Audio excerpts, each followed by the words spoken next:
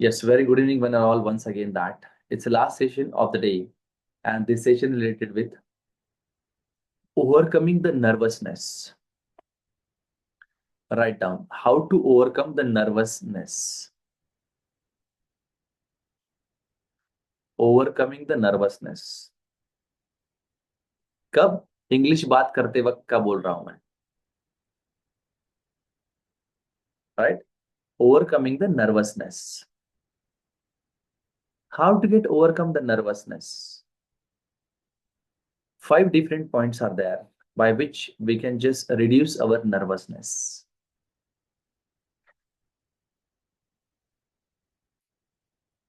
Try to make people happy. Write down a statement.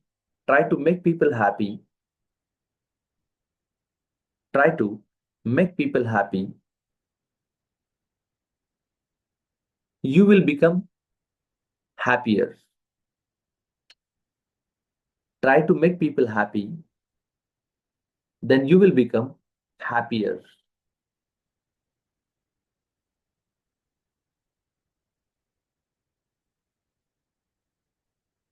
स्टेजवर गेल्याच्या नंतर कुठेही बोलल्याच्या नंतर एवढंच लक्षात ठेवायचं की मी बोलल्याच्या नंतर लोकांना आनंद मिळावा, या उद्देशाने बोलणाऱ्या माणसाला जास्त आनंद मिळतो. आणि आनंद दिला गेला आणि आनंद मिळाला तर नर्वसनेस कमी होणार की नाही? 100% कमी होणार. Right. Second thing,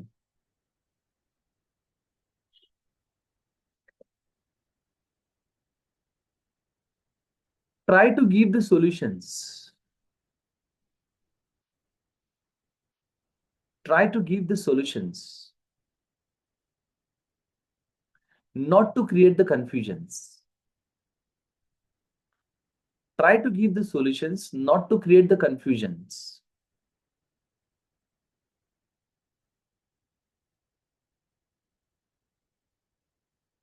Try to give the solutions, not to create the confusions. जब भी आप स्टेज के ऊपर इंग्लिश बात करने के लिए आओगे, कोई भी बात करने के लिए आओगे, तो लोगों को हम क्या सोल्युशन दे सकते हैं उनके सवालों के? लक्षात ठेवा, आपण मी म्हटलं ना तुम्हाला की स्टेजवर जाण्याच्या आधी लोकांचा व्हाय काय, व्हाय व्हाय व्हाय पीपल आर कमिंग देअर, त्यांचा व्हाय क्लिअर करून घ्या. आणि त्यांचा व्हाय जर क्लॅरिफाय असेल आपल्याला, तर मग त्याच्यानुसार सोल्युशन देण्याचा प्रयत्न करा. अदरवाईज काय होतं तुम्हाला सांगू का? त्यांचा व्हाय माहिती असूनही आपण काय करतो माहितीये का? म्हणजे त्यांचा व्हाय काय माहितीये का? मुलांना 10वीच्या नंतर आम्ही काय दिलं पाहिजे नेमकं? हा त्यांचा व्हाय होता. मुलांना 10वीच्या नंतर आम्ही काय दिलं पाहिजे? सायन्स, कॉमर्स, आर्ट्स कसं काय? आणि जाताना आपण त्यांच्या मनामध्ये कन्फ्युजन तयार करून गेलो. कॉमर्सला गेलो ना बॉस, हे असं आहे. नाही, नाही, नाही, नाही. त्याच्यापेक्षा सायन्सला गेलं ना लय अपॉर्च्युनिटी राहतात तुम्हाला सांगतो. आणि त्याच्या पलीकडे तुम्हाला सांगू का, या दोन्ही फील्डमध्ये काही ठेवलेलं नाही तुम्हाला सांगतो. आर्ट्स करून लोक एमपीएससी, युपीएससी काहीतरी होऊ शकतात मस्तपैकी. आणि ह्या तिन्ही फील्ड सोडावं तुम्हाला सांगतो, धंद्यात टाका एखाद्या पोराला. काय खरंय त्या सगळ्या नोकऱ्यांचं, काय नाही. म्हणजे त्याला काहीच नाही मिळालं समोरच्याला. त्याला कन्फ्युजन वाढलं उलट या फेजमध्ये, जर मी असे स्टेटमेंट वापरले तर. म्हणून मी तुम्हाला काय सांगितलं, की जर तुम्हाला नर्व्हसनेस तुमचा स्वतःचा जर कमी करायचा असेल, तर कधी होईल? जेव्हा लोकांना तुमच्या बोलण्यातून फक्त सोल्युशन मिळेल, कन्फ्युजन नाही. आणि कन्फ्युजन जर झालं तिथं, तर आपल्याला लक्षात येतं, की यांना काहीच कळलेलं दिसत नाही बॉस आता. गुंडाळा गाशान चला आता. So that should not be there. लोकांच्या चेहऱ्यावरचा आनंद हेच तुमच्यासाठी एक वेगळ्या प्रकारचं गिफ्ट असलं पाहिजे. आणि तो त्यांना मिळवता यावा किंवा त्यांच्या प्रश्नांची उत्तरं त्यांना मिळून तिथून जाता यावं. भले विषय गंभीर असेल, तर त्या गंभीर विषयाबद्दल पण त्यांना उत्तर मिळावीत, इथपर्यंत आपण आपलं प्रॉपर प्रिपरेशन केलं पाहिजे. 2 गोष्टी सांगितल्या मी तुम्हाला. फाईन. तिसरा महत्वाचा पॉइंट, नर्व्हसनेस कसा कमी करू शकतो? Right? Try to adjust. Right down. Try to adjust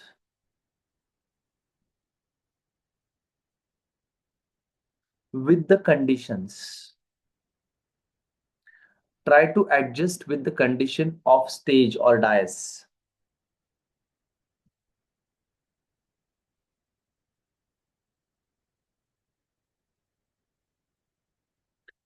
खूप सगळ्या स्पीकर लोकांना टेन्शन. परत सांगा. हां. परत सांगा सर, परत रिपीट परत करा. एकदा परत एकदा सांगा. Try to adjust, try to adjust with all the condition किंवा with any kind of condition of the stage.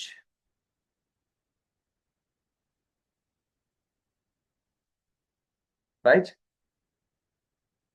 लक्षात ठेवा, बऱ्याच लोकांना, बऱ्याच स्पीकरला याचं टेन्शन येतं. अचानक काय होतं माहितीये का, 2 जणांची भाषणं होतात आणि त्याचं भाषण आलं का लाईट जाती, कार्यक्रम संपला. आधीच त्याला टेन्शन आलेलं असतंय, त्याच्यात तो अजून नर्वस होऊन जातो आणि मग काय डिलिव्हर करतो काहीच लक्षात येत नाही. अचानक आपण स्टेजवर जातो आणि माईक कू कॉ कू करायला लागतो. ते ऍडजस्टच होत नाही त्याच्याकडून त्या सगळ्या फेजमध्ये. झालं, टेन्शन आलं त्या फेजमध्ये, माणूस नर्वस होऊन जातो त्याच्यामध्ये. ऑडियन्स कुचकुच कुचकुच कुचकुच करायला लागतं त्या सगळ्याला. या सगळ्या सर्कमस्टान्सेसला ऍडजस्ट करणारा माणूस पाहिजे. कधी काही होऊ शकतं, भुसकून लाईटच जाते एखाद्या वेळेला,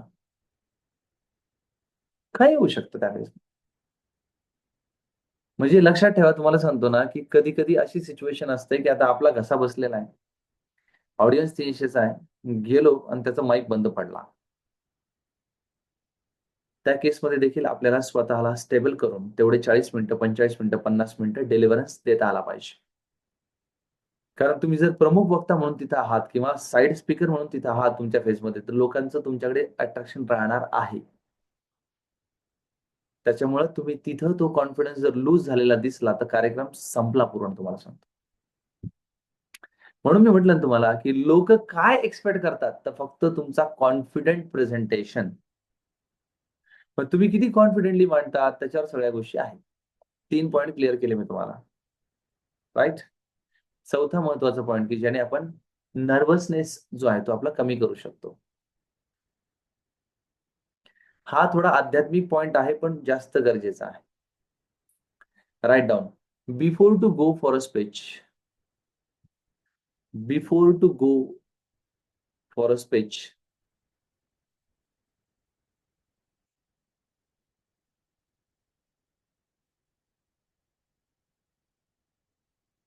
we have to meditate for 5 to 10 minutes. We have to meditate for 5 to 10 minutes.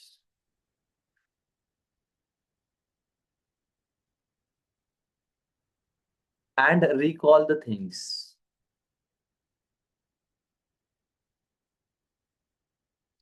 We have to meditate for 5 to 10 minutes and recall the things.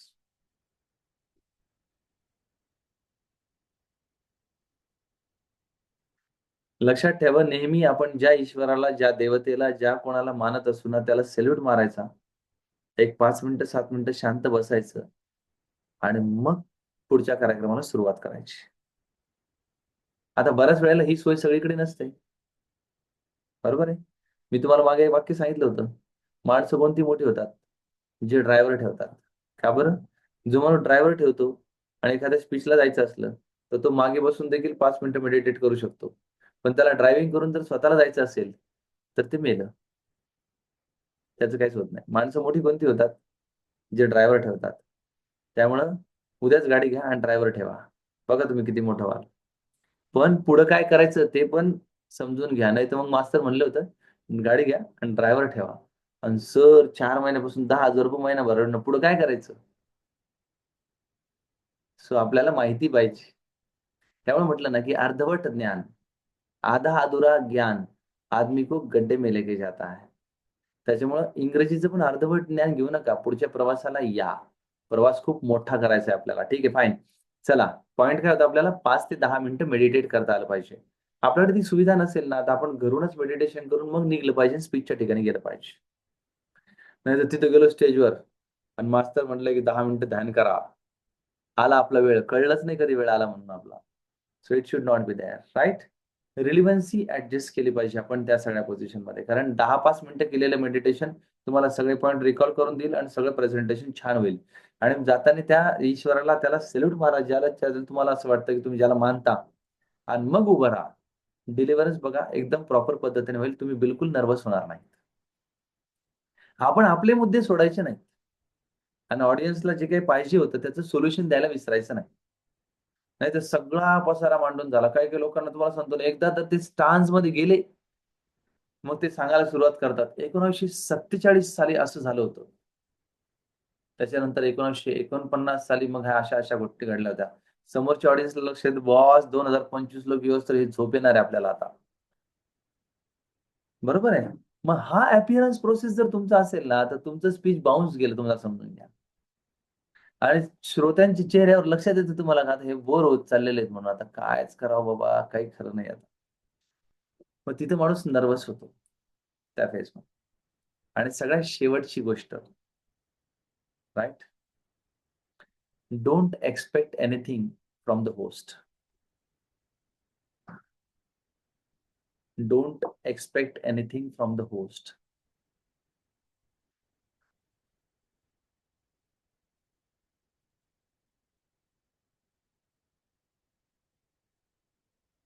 हे बघा, प्रोफेशनली तुमचे काही चार्जेस ठरलेले असतील ना, तर लोक विचारून ते घेतात, त्या गोष्टी वेगळ्या आहेत सगळ्याच्यामध्ये. पण तुम्ही आता नवीन इमर्जिंग स्पीकर आहात, सगळ्या गोष्टी आहेत, तर अपेक्षा ठेवू नका. फुलाची सुद्धा ठेवू नका. तुमचा झाला सत्कार तर तो आनंदाने स्वीकारा. मग त्याने डाग असलेली शाल दिली आणि सुकलेलेच फुलं दिले. कशासाठी? तू काय त्या फुलासाठी शालीसाठी गेला होता का? मग तू स्पीचला जाऊच नको. तू जाऊच नको. याला कारण काय माहितीये का, की ती एक ऍडजस्टमेंट असते. तुम्हाला सांगू का, खेडेगावाकडे कसा प्रकार असतो, पाहुणे लय येतात तिथे स्टेजच्या तिथे. त्याच्यामुळे त्याच 4 शाली आहे ना, या पाहुण्याच्या गळ्यातून त्या पाहुण्याच्या गळ्यात, त्या पाहुण्याच्या गळ्यातून ह्या पाहुण्याच्या गळ्यात फिरतात. आणि नारळ पण असे फिरतात मागून. हा, हे घ्या दुसरं नारळ, हे तिसरं त्याला, मग ते चौथ्याला. आणि फुलं सुद्धा तशीच फिरतात तुम्हाला सांगतो. एका बुकेवर 14 जणांचे स्वागत झालेले मी पाहिलेत एका स्पीचमध्ये. आणि मग सगळे ते 13 जण असे त्या बुकेकडे पाहत होते, की आता कोणाला देते जाताना म्हणून. मी हळूच त्या हेडमास्टरला बाजूला घेतलं आणि त्यांना म्हटलं, "हे कोणाला देऊ नका. त्या ऑफिसच्या टेबलवर नेऊन ठेवा." म्हणे, "का हो सर?" म्हटलं, "ते 13 जण पाहू राहिले की कोणाला देता म्हणून." ही परिस्थिती असते तुम्हाला सांगतो. Don't expect anything from the people when you go to deliver something. Gracefully तुम्ही त्यांनी तुमच्या हातात जर काही ठेवलं, तर ते स्वीकारा. पैसे असतील तर डोनेट करा. याला कारण काय? आपला तो उत्पन्नाचा सोर्स नाहीये आज. हां, तुम्ही जर प्रोफेशनल स्पीकर असाल आणि तोच तुमचा उत्पन्नाचा सोर्स आहे, तर मग तुम्ही घ्या आणि तुमचे वापरा. पण युज्युअली आमच्यावर झालेल्या संस्कारात मी असं सांगत असतो, आम्हाला असं सांगितलं आलं, की तुमचं उत्पन्नाचा सोर्स वेगळा आहे. मग अशा प्रकारचं आलेलं उत्पन्न काय करायचं? तर ते डोनेट करायचं. कुठं करायचं? हा ज्याचा त्याचा वैयक्तिक प्रश्न आहे. मग मी गरिबाला काहीतरी घेऊन देईल, नाही तर खायला घेऊन देईल, नाही तर त्याला मंदिरात टाकेल, नाही तर काय करायचं? हा एक वैयक्तिक प्रश्न आहे त्यामध्ये. पण डोंट एक्स्पेक्ट एनिथिंग. एक्स्पेक्टेशनच्यानी काय होतं माहिती आहे का? माणूस नर्व्हसनेसच्या अप्रोचमध्ये जातो. साला त्याला मोठा बुके दिला. मला लगे एकच फुल. मग मी काय एवढा कमी याचा आहे? मी तर डॉक्टरेट आहे. फार गोंधळ आहे तुम्हाला सांगतो. म्हणजे आम्ही नशिबाने पहिले संस्कारी झालो आणि नंतर प्रोफेशनमध्ये पडलो. काही लोकं डायरेक्ट प्रोफेशनमध्ये पडले आणि अहंकार घुसला डोक्यामध्ये. विचारूच नका तुम्हाला सांगतोय. भयंकर परिस्थिती या सगळ्याच्या. Let it be fine that. हे कितवा झाला आपला? चौथा मुद्दा झाला, 5वा झाला ना? 5 झालेत ना? हां, 5 मुद्दे आहेत. हे 5 महत्त्वाचे मुद्दे आहेत, की जिथे तुम्हाला स्वतःचा नर्व्हसनेस कमी करता येतो. या पद्धतीने तुम्ही पुढे 100% करू शकता. काही प्रॉब्लेम नाही. Okay? Fine. Thank you. Thank you very much for listening me. Will go with